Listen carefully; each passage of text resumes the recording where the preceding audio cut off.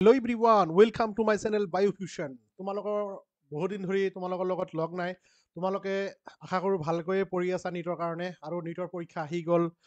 অহা 5 তাৰিখ 5 মে'ত তোমালোকৰ পৰীক্ষা শুভেচ্ছা জনাইছোঁ। আৰু সেই 5 তাৰিখৰ পৰীক্ষাৰ কাৰণে তোমালোকে যিখিনি সাজু হৈছা তাত মই অলপ সহায় কৰাৰ কাৰণে তোমালোকৰ কাৰণে এই ভিডিঅ'টো লৈ আহিলোঁ। তো এই ভিডিঅ'ৰ জৰিয়তে তোমালোকক জনাম যে তোমালোকে এই 2-3 দিনত কি পঢ়ি যাবা, কি ভালকৈ অলপ চাই যাবা। তাৰমানে টপিকটো হ'ল high weightage chapters for NEET 2024 biology. Specially biology দিম আৰু ভিডিঅ'ৰ শেষত মই ফিজিক্স আৰু কেমেষ্ট্ৰিৰো হাই ভল্টেজ থকা চেপ্টাৰ কেইটাৰ কথা কৈ দিম। কিমান কেইটা কুৱেশ্যন কোনটো চেপ্টাৰৰ পৰা আহিব মই তোমালোকক জনাবলৈ চেষ্টা কৰিম। তো তোমালোকে সেইটো চাই এটা আইডিয়া ল'ব পাৰিবা যে এইটো চেপ্টাৰৰ পৰা ইমানখিনি কুৱেশ্যন আহে, গতিকে এইটো চেপ্টাৰ অলপ ভালকৈ পঢ়ি যাওঁ। সেইকাৰণে তোমালোকৰ সহায় হ'ব ডেফিনেটলি এই ভিডিঅ'টো। তোমালোকে অলপ ভিডিঅ'টো মনোযোগেৰে চাবা। বোলা নিটৰ বিষয়ে অলপ জানি লওঁ যে কি হৈ আছে ঘটনাটো। তো তোমালোকে যুদ্ধ কৰি আছা প্ৰায় 1250টা ছিটৰ কাৰণে, কাৰণ 1500 টোটাল ছিট হয়। চোৱা তোমালোকৰ এইখিনি হ'ল medical college.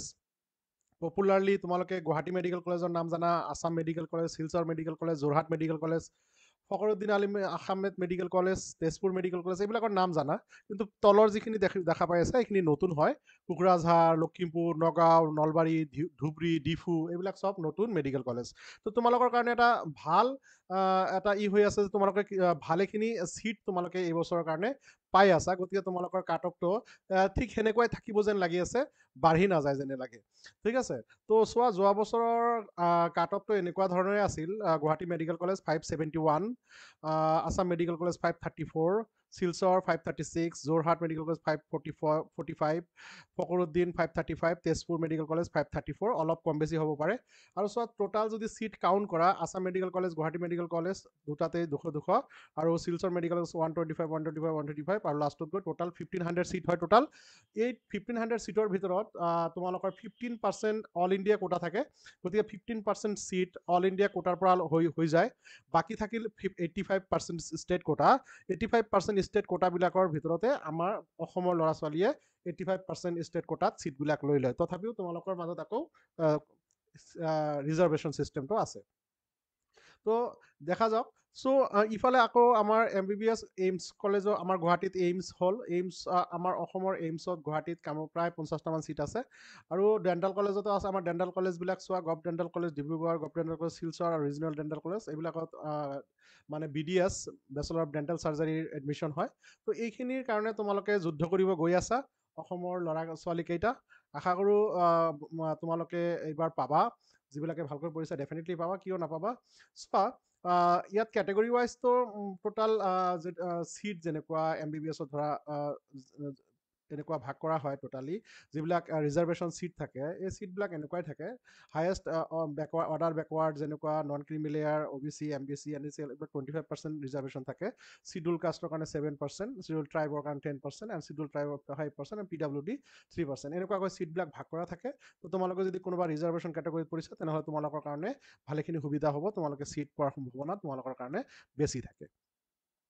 Total MBBS seat in India তোমালোকৰ কাৰণে জনাব পালে সুখী হ'ম যে নেশ্যনেল মেডিকেল কাউন্সিলে ৰিচেণ্টলি February 10, 2024 এজ পাৰ নাও অফিচিয়েল মতে 706 মেডিকেল কলেজ আছে আমাৰ ইণ্ডিয়াত। 706 মেডিকেল কলেজৰ ভিতৰত 389 গভট মেডিকেল কলেজ আৰু 265 প্ৰাইভেট মেডিকেল কলেজ, তাৰ 52 ডিমড ইউনিভাৰ্চিটি হয়। তো এই যে তোমালোকে ইমানখিনিৰ কাৰণে স্পেচিয়েলি তোমালোকে যিবিলাক গভৰ্ণমেণ্টত পঢ়িব ওলাইছা, তো 389 গভট ইউনিভাৰ্চিটিতে তোমালোকে পঢ়িব ওলাইছা। তো এজ অফ নাও MBBS ছিট গোটেই ইণ্ডিয়াত আমাৰ হৈ আছে 1,09,015 ছিটছ, আৰু তাৰেই 56,268 govt seat, semi govt seat, আৰু 51,880 প্ৰাইভেট বা ডিম কলেজৰ ছিট। তো এইটো হ'ল আমালোকৰ, যাতে তোমাৰ গোটেই ইণ্ডিয়াৰ কাৰণে যিবিলাকে ফাইট কৰিব গৈ আছা, তো তোমালোকে তেনেহ'লে কিমানকেইটা ছিটৰ কাৰণে 1,09,015 ছিটৰ কাৰণে তোমালোকে যুদ্ধ কৰিবলৈ গৈ আছা। ঠিক আছে। তো যোৱা বছৰ চোৱা আমাৰ এইটো যদি তোমালোকে অলপ কণ্ট্ৰাষ্টটো বঢ়াই দিয়া ভিডিঅ'ৰ, তোমালোকে ভালকৈ চাব পাৰিবা। চ'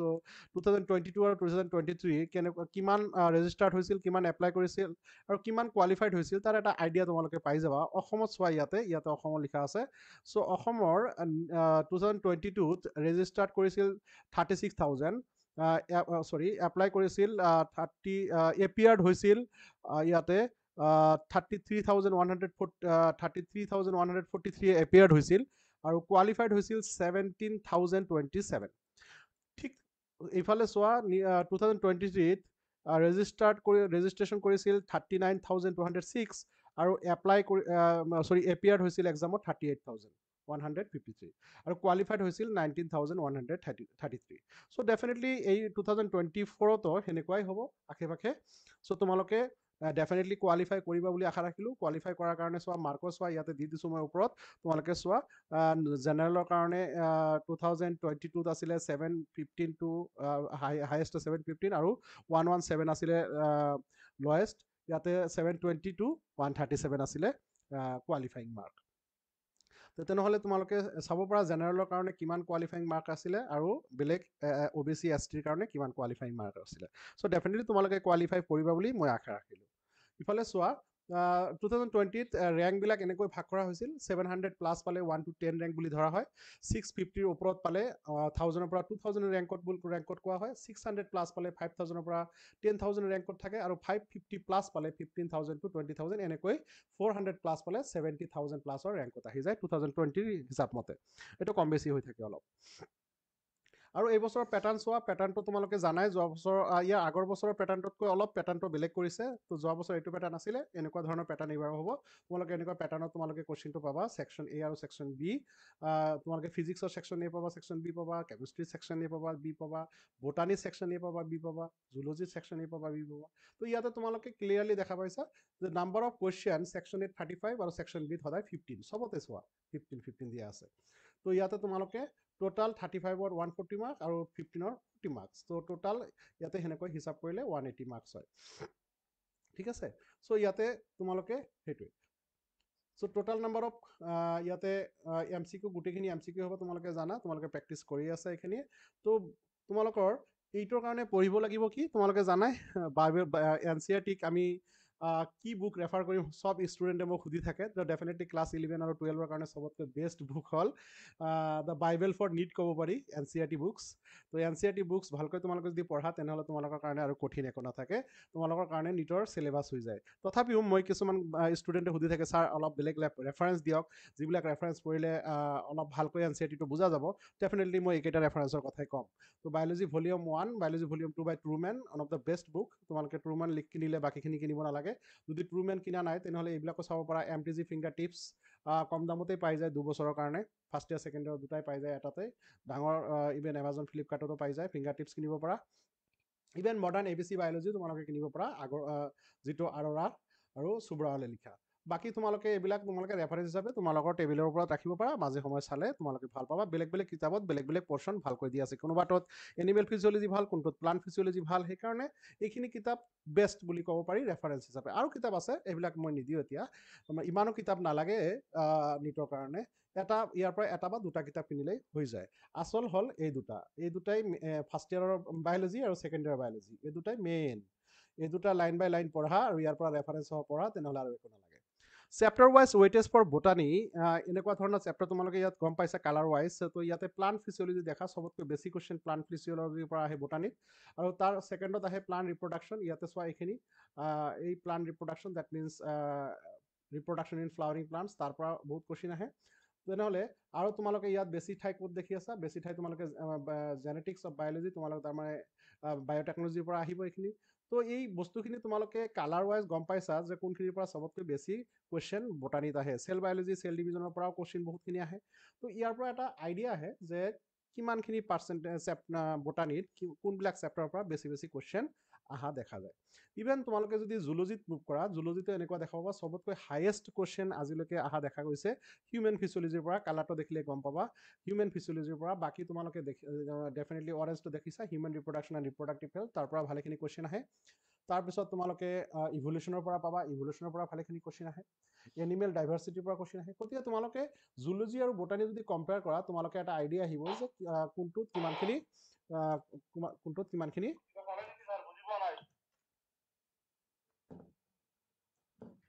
কোনটোত কিমানখিনি পাৰ্চেণ্টেজ ৱেইটেজ আছে এতিয়া তোমালোকক যদি মই নাম্বাৰ ৱাইজ কওঁ যে কিমানকেইটা কুৱেশ্যন কোনটো চেপ্টাৰৰ পৰা আহিব পাৰে, কিমানকেইটা কুৱেশ্যন কোনটো চেপ্টাৰৰ পৰা আহিব, ইয়াত ক্লিয়াৰলি তোমালোকে দেখা পাইছা জেনেটিক্স এণ্ড বায়'টেকনলজি, ইয়াৰ পৰা টোটাল আমালোকৰ আহি আছে 17 to 21 কুৱেশ্যন। দেখিছা কিমান question, 17 to 21 question genetics and biotechnology. কিন্তু জেনেটিক্স আৰু বায়'টেকনলজিত কোনকেইটা আকৌ আছে সেইটো চাব লাগিব তুমি। জেনেটিক্স বায়'টেকনলজিত কি চেপ্টাৰ আছে, জেনেটিক্স আৰু বায়'টেকনলজি চেপ্টাৰ আছে তোমালোকৰ চোৱা principle of inheritance, molecular basis of inheritance, তাৰপিছত তোমালোকৰ biotechnology principle and process and biotechnology and its application. এই চাৰিটা চেপ্টাৰ তোমালোকৰ এই জেনেটিক্স এণ্ড বায়'টেকনলজিত আহে। তো এই চাৰিটা চেপ্টাৰ তোমালোকে যদি ভালকৈ পঢ়া নহয় তো 70 to 21 কুৱেশ্যনৰ তোমালোকে এনচাৰ কৰিব পাৰিবা। আৰু এই গোটেইখিনি চেপ্টাৰৰ ভিডিঅ' মোৰ এই চেনেলৰ প্লেলিষ্টত গোটেইখিনি ভিডিঅ' দিয়া আছে। গতিকে 70 to 21 কুৱেশ্যনৰ যদি এনচাৰ কৰিব খোজা তেনেহ'লে এইটো চাৰিটা চেপ্টাৰ তুমি মাষ্টাৰ হ'ব লাগিব। যিজনে নীট দি আছা ডেফিনেটলি জেনেটিক্স এণ্ড বায়'টেকনলজিত মাষ্টাৰ হ'ব লাগিব, তেনেহ'লেহে তাৰ কাৰণে নীট, নহ'লে নীট নহয়। গতিকে আকৌ কৈছোঁ চেপ্টাৰকেইটা ঘূৰাই, কি পঢ়িব লাগিব জেনেটিক্স এণ্ড বায়'টেকনলজিত, principle of inheritance and variation, molecular basis of inheritance, তাৰপিছত biotechnology principle and process and biotechnology and its application. তোমালোকে চাৰিটা চেপ্টাৰ ভালকৈ পঢ়িবা, বহুতকেইটা কুৱেশ্যনৰ এনচাৰ কৰিব পাৰিবা। তাৰপিছত আহিল ইক'লজি। ইক'লজিৰ 8 to 12 কুৱেশ্যন তোমালোকে পাই যাবা নীটত। এই ইক'লজিৰ আণ্ডাৰত কি চেপ্টাৰ আহিব তেনেহ'লে তোমালোকে গমেই পাইছা, অৰ্গানিজম এণ্ড পপুলেশ্যন আহিব, ইক'চিষ্টেম আহিব, বায়'ডাইভাৰ্চিটি এণ্ড কনজাৰ্ভেশ্যন আহিব। এই তিনিটা চেপ্টাৰ তোমালোকে যদি ভালকৈ পঢ়া নহয়, প্ৰিভিয়াছ কুৱেশ্যন যদি ছল্ভ কৰা তেনেহ'লে ডেফিনেটলি তোমালোকে 8 to 12 কুৱেশ্যনৰ এনচাৰ তোমালোকে কৰিব পাৰিবা। দেখিছা 8 to 12 কুৱেশ্যন, বহুতকেইটা কুৱেশ্যন তোমালোকে অৰ্গানিজম এণ্ড পপুলেশ্যন, ইক'চিষ্টেম আৰু বায়'ডাইভাৰ্চিটিৰ পৰা পাব গৈ আছা। প্লান্ট ডাইভাৰ্চিটিৰ পৰা তোমালোকে 6 to 8 কুৱেশ্যন পাবা। প্লান্ট ডাইভাৰ্চিটিত কোন চেপ্টাৰ আহিব তোমালোকৰ, প্লান্ট কিংডম আহিব, লিভিং ৱৰ্ল্ডৰ এটা পাৰ্ট আহিব। গতিকে তোমালোকে প্লান্ট কিংডম আৰু লিভিং ৱৰ্ল্ড ভালকৈ পঢ়িবা, তোমালোকে তাতে 6 to 8 কুৱেশ্যন পাই যাবা। প্লান্ট ফিজিঅলজিত চবতকৈ বেছি কুৱেশ্যন আহে তোমালোকে জানাই, প্ৰায় 7 to 10 কুৱেশ্যন তোমালোকে প্লান্ট ফিজিঅলজিত তোমালোকে অহা দেখা পাবা। প্লান্ট ফিজিঅলজি তোমালোকে ভালকৈ পঢ়িবা ডেফিনেটলি। তেনেহ'লে প্লান্ট ফিজিঅলজিত কোনটো চেপ্টাৰ আছে তোমালোকৰ মনত আছেনে? ক্লিয়াৰলি তিনিটা চেপ্টাৰ বহুত পপুলাৰ প্লান্ট ফিজিঅলজিত তোমালোকৰ এই বছৰৰ কাৰণে। কোৱাচোন, এটা হ'ল photosynthesis in higher plants, respiration in plants and growth and developments. তো এই তিনিটা চেপ্টাৰ তোমালোকে প্লান্ট ফিজিঅলজিৰ আণ্ডাৰত ভালকৈ পঢ়িবা। তাতে তোমালোকে 7 to 10 কুৱেশ্যন তোমালোকে এইবাৰ অহাৰ সম্ভাৱনা আছে। তাৰপিছত আহা 5 to 7 question from cell the unit of life আৰু cell division, cell cycle and cell division, এই দুটা চেপ্টাৰৰ পৰা 5 to 7 কুৱেশ্যন তোমালোকে cell the unit of life plus cell cycle and cell division এই দুটা চেপ্টাৰৰ পৰা পাই যাবা। গতিকে এইটো দুটা ভাল চেপ্টাৰ কিন্তু দেই, দুটা চেপ্টাৰৰ পৰা তোমালোকে 5 to 7 কুৱেশ্যন তোমালোকে পাব গৈ আছা। Then human reproduction and reproductive health 4 to 6 question পাই যাবা। ৰিপ্ৰডাকশ্যন ইন প্লান্টছৰ পৰা তোমালোকে পাই যাবা 4 to 7 কুৱেশ্যন। এইটো বহুত important chapter from plant botany. গতিকে তোমালোকে প্লান্ট ৰিপ্ৰডাকশ্যন ইন হায়াৰ প্লান্টছ তোমালোকে সেইটো ভালকৈ পঢ়িবা তোমালোকে। প্লান্ট মৰ্ফলজি ইন ফ্লাৱাৰিং প্লান্টছ, এইটো চেপ্টাৰ তোমালোকে ভালকৈ পঢ়িবা, তাৰ পৰা 3 পৰা 4টা কুৱেশ্যন তোমালোকে পাই যাবা। আৰু এইবাৰ এই চেপ্টাৰটোৰ পৰা ভালেখিনি কুৱেশ্যন, ভালেখিনি চিলেবাছ ৰিডিউচ কৰি দিয়া হৈছে, তথাপি ভালকৈ পঢ়ি যাবা। হিউমেন হেল্থ এণ্ড ডিজিজৰ পৰা 3 to 5 কুৱেশ্যনলৈকে তোমালোকে পোৱাৰ সম্ভাৱনা থাকে, গতিকে হিউমেন হেল্থ এণ্ড ডিজিজ ভালকৈ পঢ়ি যাবা। Animal diversity 2 to 4 question. এতিয়া এনিমেল ডাইভাৰ্চিটিত কোন পাবা তুমি চেপ্টাৰ, লিভিং ৱৰ্ল্ডৰ এটা পাৰ্ট পাবা আৰু এনিমেল কিংডম পাবা। তোমালোকে এনিমেল কিংডমটো ভালকৈ পঢ়ি যাবা, লিভিং ৱৰ্ল্ড, এনিমেল ডাইভাৰ্চিটিৰ পৰা 2 পৰা 4টা কুৱেশ্যন তোমালোকে পাই যাবা। তাৰপিছত আহা তোমালোকে ইভুলেশ্যনত তোমালোকে 3 to 4 কুৱেশ্যন পাই যাবা। Plant anatomy of flowering plant তোমালোকে এটা চেপ্টাৰ আছে, তাৰ পৰা 3 to 4 কুৱেশ্যন পাই যাবা। হিউমেন ফিজিঅলজিৰ পৰা আটাইতকৈ বেছি কুৱেশ্যন তোমালোকে পাব গৈ আছা, মোৰ দেন 50+ কুৱেশ্যন হিউমেন ফিজিঅলজিৰ পৰা পাবা। এতিয়া হিউমেন ফিজিঅলজিত কি কুৱেশ্যন তোমালোকে জানা, চেপ্টাৰ তোমালোকে পঢ়িবা, ৰেছপাইৰেশ্যন এণ্ড চিষ্টেম পঢ়িবা, চাৰ্কুলেশ্যন এণ্ড চিষ্টেম পঢ়িবা, এক্সক্ৰিশ্যন এণ্ড চিষ্টেম পঢ়িবা, এণ্ডক্ৰাইন এণ্ড এক্সক্ৰাইন চিষ্টেম পঢ়িবা, কণ্ট্ৰল এণ্ড কোঅৰ্ডিনেশ্যন পঢ়িবা। তেনেহ'লে কি ক'লোঁ মই, হিউমেন ফিজিঅলজিত আটাইতকৈ বেছি কুৱেশ্যন অহা দেখা যায় ইন জুলজি ছেকশ্যনৰ পৰা। কি তেনেহ'লে পঢ়িবা, ৰেছপাইৰেশ্যন পঢ়িবা, respiration and system, circulation and system, excretion and system, exocrine and endocrine system, control and coordination. এই গোটেইখিনি তোমালোকে ভালকৈ পঢ়িলে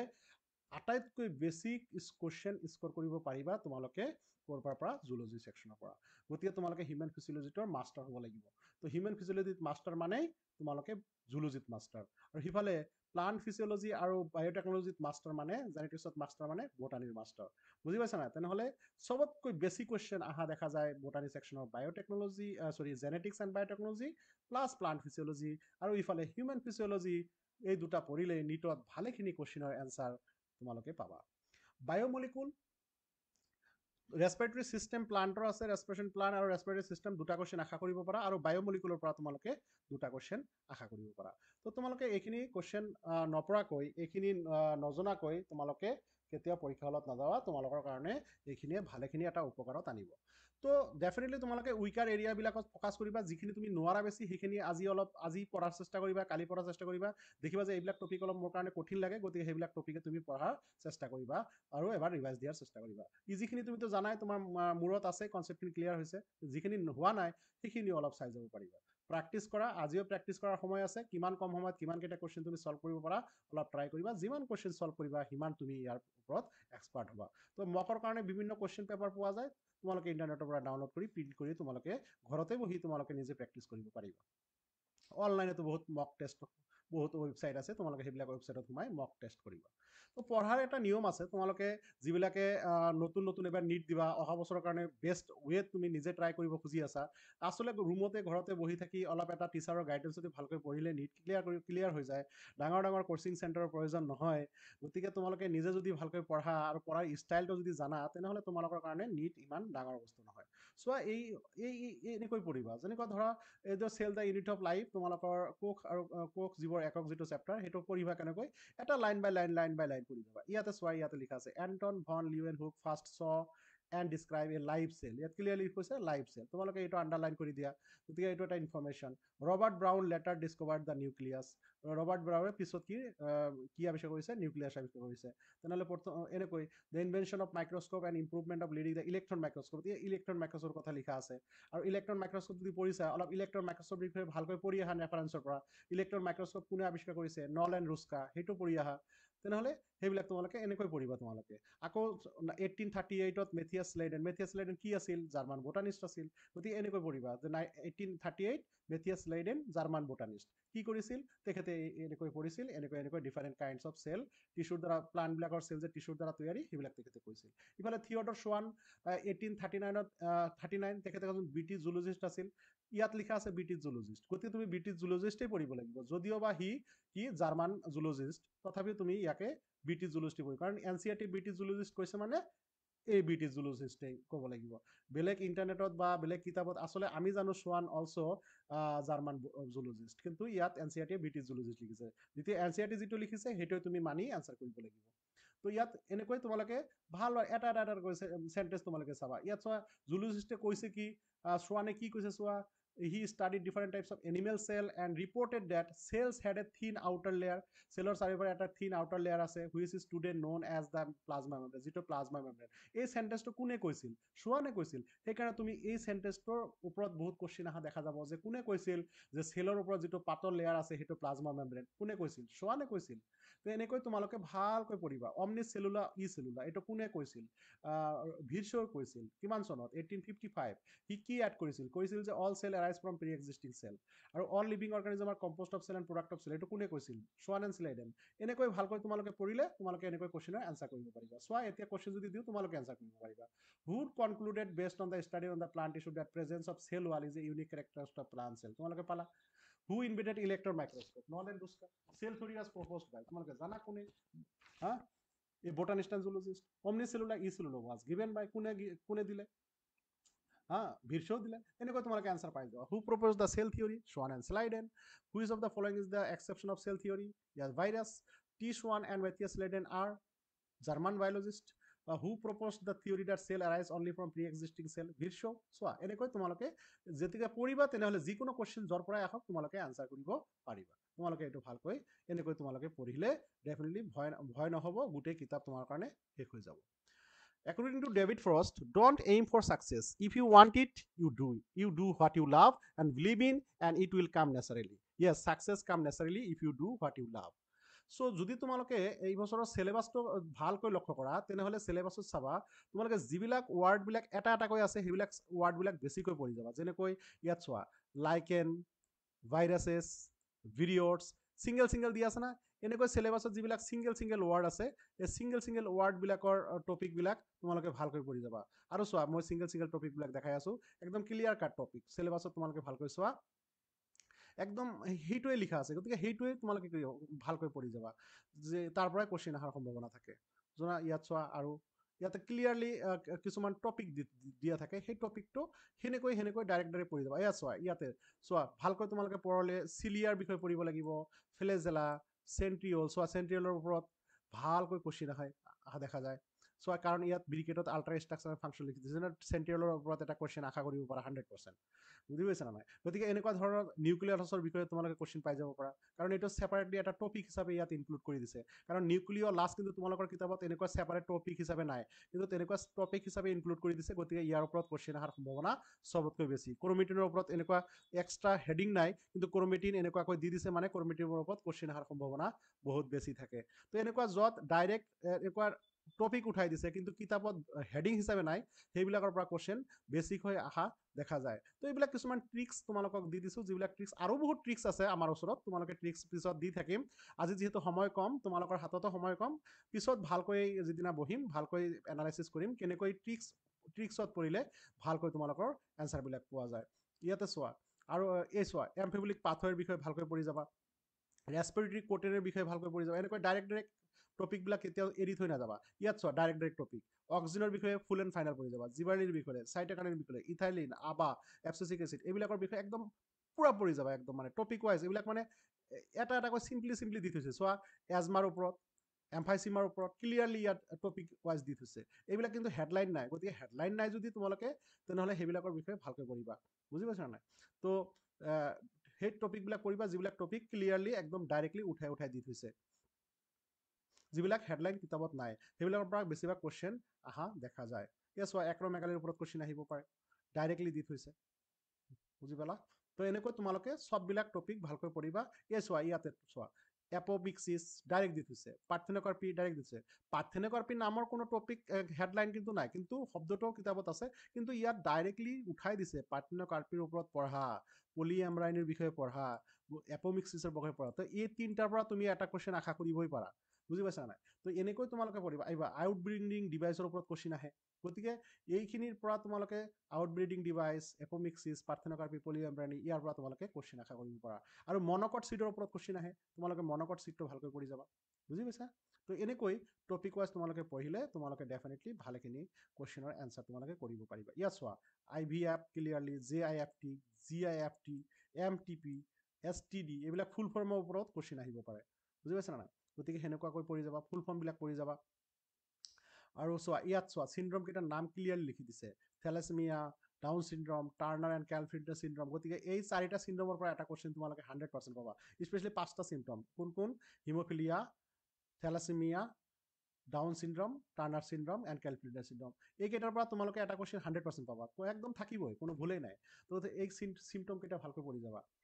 বুজি পাইছানে তেনেকৈ তোমালোকে টপিকবিলাক যদি চাই যোৱা চোৱা ইয়াত DNA ফিংগাৰ প্ৰিণ্টিং ক্লিয়াৰলি লিখি দিছে ইয়াৰ পৰা কোৱেশ্চন আহিবই হিউমেন জিনম প্ৰজেক্টৰ পৰা এটা কোৱেশ্চন আহিবই অপাৰন ডাইৰেক্ট ইয়াত লিখি দিছে অপাৰণৰ পৰা কোৱেশ্চন আহিব গতিকে তোমালোকে এনেকুৱাকৈ পঢ়ি যাবা যে চোৱা ইয়াত হাৰ্ডি উইনবাৰ্গৰ প্ৰিন্সিপাল বুলি ডাইৰেক্ট উঠাই দিছে গতিকে ইয়াৰ পৰা এটা কোৱেশ্চন আহি যাব পাৰে মিউটেশনৰ ওপৰত প্ৰতি বছৰে এটা কোৱেশ্চন থাকে বুজি পাইছানে তো গতিকে এইবিলাক বস্তু কেতিয়াও থৈ নাযাবা প্লেন্থিওলজি ক্লিয়াৰলি লিখি দিছে শব্দটো ইয়াৰ পৰা কোৱেশ্চন আহিব পাৰে আৰু চোৱা ইয়াতে চোৱা হেল্থ এণ্ড ডিজিজ টাইফয়েডৰ ওপৰত ক্লিয়াৰলি লিখি দিছে একদম নাম লিখি দিছে ডাইৰেক্ট কেঞ্চাৰ এইচআইভি এইডছ এইটো ভালকৈ পঢ়ি যাবা একদম মানে বুজি পাইছা না এছকেৰিয়াছিছ ক্লিয়াৰলি চোৱা লিখি দিছে মেলেৰিয়া ফিলেৰিয়াছিছ এই ফিলেৰিয়াছিছৰ ওপৰত কোৱেশ্চন অহাৰ সম্ভাৱনা আছে বহুত গতিকে এনেকৈ পঢ়ি যাবা যে তোমালোকে সুবিধা হয় আগত চিম্পল টপিকবিলাক পঢ়ি যোৱা বিটি ক্ৰপছ পঢ়ি যাবা ভালকৈ বুজি পাইছা বায়োপাইৰেচিৰ ওপৰত বহুত কোৱেশ্চন অহা দেখা যায় এই দুটা শব্দটো নপঢ়ি নাযাবাই বায়োপাইৰেচি এণ্ড পেটেণ্ট ইয়াৰ পৰা কোৱেশ্চন আহেই প্ৰায় বুজি পাইছানে তো এইবিলাক তোমালোকে ৰেড ডাটা বুক পঢ়ি যাবা বুজি পাইছা না হটস্পট অসমৰ ইণ্ডিয়াৰ হটস্পটৰ বিষয়ে পঢ়ি যাবা নেশ্যনেল পাৰ্কবিলাকৰ বিষয়ে পঢ়ি যাবা তো এইখিনি পঢ়িলে আশা কৰোঁ তোমালোকে যদি অলপ বুদ্ধি কৰি পঢ়া তেনেহ'লে ডেফিনেটলি তোমালোকে এটা ভাল ফলাফল মই আশা কৰিব পাৰোঁ ডেফিনেটলি আৰু বাকী কিছুমানে কৈ আছিল ছাৰ কেমেষ্ট্ৰিত তোমালোকৰ খালি জাষ্ট মই নকওঁ তোমালোকক জাষ্ট সুবিধাৰ কাৰণে দি দিছোঁ চ' SPD ব্লকছ এনেকুৱাকৈ তোমালোকৰ 6ৰ পৰা 8 কুৱেশ্যন আহিব বাকী তোমালোকে স্ক্ৰীনশ্বট মাৰি ল'ব পাৰা মই 1 to 10 দেখাই আছোঁ কেমেষ্ট্ৰিৰ ৱেইটেজ 10ৰ পৰা আকৌ দেখাই আছোঁ 10ৰ পৰা 14 15 16 19 লৈকে তো 10ৰ পৰা 10 to 14 আকৌ 15 to 19 লৈকে কেমিষ্ট্ৰিৰ ৱেইটেজ ফিজিক্সত দেখাম এতিয়া ফিজিক্সৰ এনেকুৱা থাকিব মডাৰ্ণ ফিজিক্সৰ পৰা আৰম্ভ কৰি 1 to 9 কাইনেমেটিক্সলৈকে দেখালোঁ আৰু 9ৰ পৰা 13 লৈকে বাকীখিনি দেখালোঁ তো তোমালোকৰ ফিজিক্সত দি দিলোঁ তো তোমালোকৰ যাতে উপকাৰ হয় তোমালোকে যাতে সেনেকুৱাকৈ ধৰণৰ প্ৰিপাৰেশ্যন ল'ব পাৰা যাতে তোমালোকৰ এইটো নীট ডেফিনেটলি ভাল হ'ব কিয় ভাল নহ'ব আৰু 14 জুনটোত চবে ৰিজাল্ট জনাবা কোনে কিমানখিনি মাৰ্ক পালা কিমানখিনি কোৱালিফাই কৰিলে নে নাই সেইবিলাক ডেফিনেটলি ইয়াক কমেণ্ট বক্সত জনাবা আৰু এই ভিডিঅ'টো কেনে লাগিল যদি ভিডিঅ'টো ভাল লাগে ডেফিনেটলি লাইক শ্বেয়াৰ কৰিবা আৰু বন্ধুবৰ্গৰ লগত শ্বেয়াৰ কৰি যাতে বন্ধুবৰ্গ যিবিলাকে নীট দি আছে তেওঁলোকৰ উপকাৰ হয় তেওঁলোকে যাতে অলপ এটা আইডিয়া পাই যায় কোনবিলাক চেপ্টাৰ কৰিলে বেছি নাম্বাৰ পোৱা যাব আশা কৰোঁ চবৰে ভাল হ'ব এণ্ড মোৰ তৰফৰ পৰা 5th মে'ৰ নীট পৰীক্ষাৰ কাৰণে মোৰ পৰা উইচ থাকিল ভালে থাকা সুস্থ থাকা থেংক ইউ